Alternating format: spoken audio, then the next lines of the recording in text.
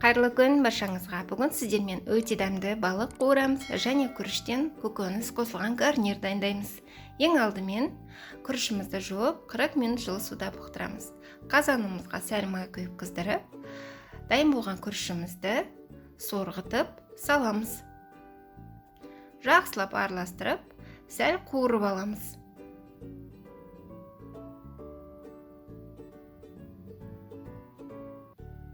Сәл қуырып алған соң қайнап тұрған ыстық су құямыз. Судың көлемі күріштен осылай 3-4 мм артылып шығып тұру керек. Бір шай қасық тұз қосамыз. Және де жақсылап араластырып, осылай бетін тегістеп, қазанды жауып, оттың астын басып қоямыз.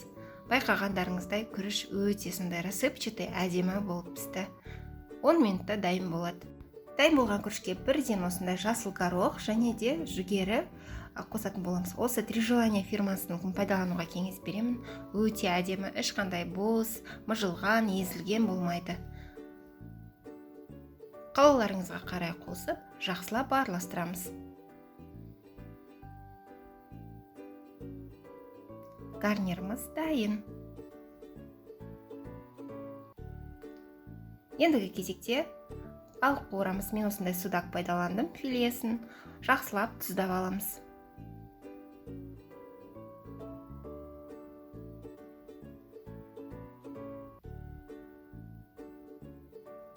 Және осындай жүгері ұнын пайдаланатын боламыз.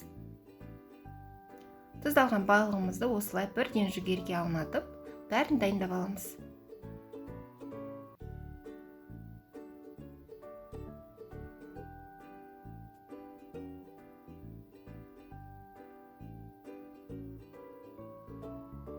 Табамызға сумай құйып қыздырып, қызған қызбаған осылай шпажкамен тексерсеңіздер болады.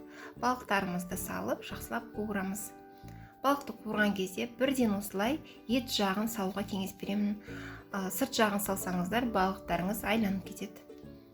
Бәрін пісіріп алдық. Енді осындай кесемізді жақсылап сулап аламыз. Или сәл майласаңыздар болады суық маймен. Күрішімізді нығыздап салып, осылай табағымыздың ортасына өстіп аударып түсіріп аламыз. Жан жағына өздеріңіздің қалауларыңызға қарай әдемілеп қуырған балығымызды қоямыз. Жеке тарелкаға да өстіп әдемілеп салсаңыздар болады. Дайындап көруге кеңес беремін. Сіздердің жанұяларыңызға, туысқандарыңызға, қонақтарыңызға ұнайтынына сенімдімін. Менің арнамда бұдан да басқа әдемі күріштен жасалған тамақтардың рецептері бар. Шақ палауды дайындап көруге кеңес беремін. Сіздерге ұнайтынына сенімдімін. Сау болыңыздар.